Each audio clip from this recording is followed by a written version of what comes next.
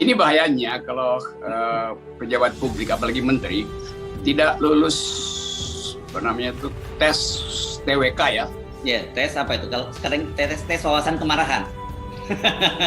Ya, itu tes wawasan kesopanan. Oh, kesopanan. Oke. Tes wawasan kewarasan. Oh. Karena nggak bisa, sekalipun kita marah, jengkel segala macam, kita tidak bisa membentak anak buah di depan publik. Yeah. Kalau membentak pejabat nggak ada soal, karena setara kan. Bu Risma misalnya berkelahi dengan Erick Thohir atau dengan Pak Mahfud, bentak-bentakan itu nggak ada soal, karena dia setara kekuasaannya, kemampuan statusnya. Tapi ini bawahan itu harus disapa dan diberi pelajaran, bukan dibentak di depan umum. Itu nggak fair.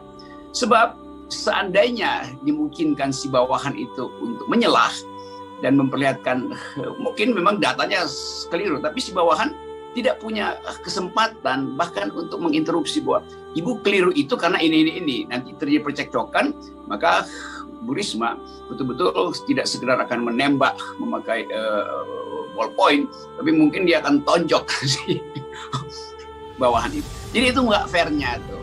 Kalau kita berdebat ya kita saling cari cara untuk menjatuhkan lawan karena ada kesetaraan di dalam argumen, kesetaraan dalam status. Tapi Ibu Risma adalah menteri, jauh di bawahnya aparatnya, itu nggak mungkin dia membentak seseorang yang tidak punya kemampuan untuk membentak balik.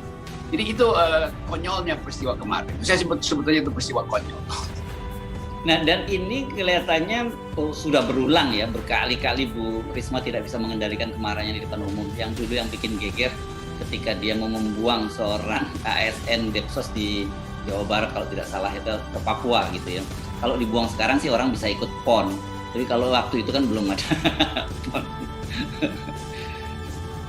Harusnya udah dievaluasi. Mestinya Pak Jokowi dari awal mampu untuk ya sekedar menegur Ibu Risma, mungkin menegur dalam bahasa Jawa supaya Ibu Risma lebih paham makna teguran itu. Tapi berulang kali dan Pak Jokowi biarkan. Itu artinya ada semacam ya kebiasaan di istana yang tidak peduli dengan etik di dalam komunikasi. Dan itu kita lihat berbagai macam tokoh di istana itu kalau tampil ke publik dia menghajar netizen, dia menghajar orang yang lebih rendah dari mereka. Kalau menghajar orang yang setara dia kalah argumen, lalu cari cara untuk membuli persona seseorang. Jadi ini tradisi buruk karena demokrasi itu adalah kesetaraan argumen dan kesetaraan value. Nah dalam kasus Bu Risma itu jauh sekali, timpang sekali.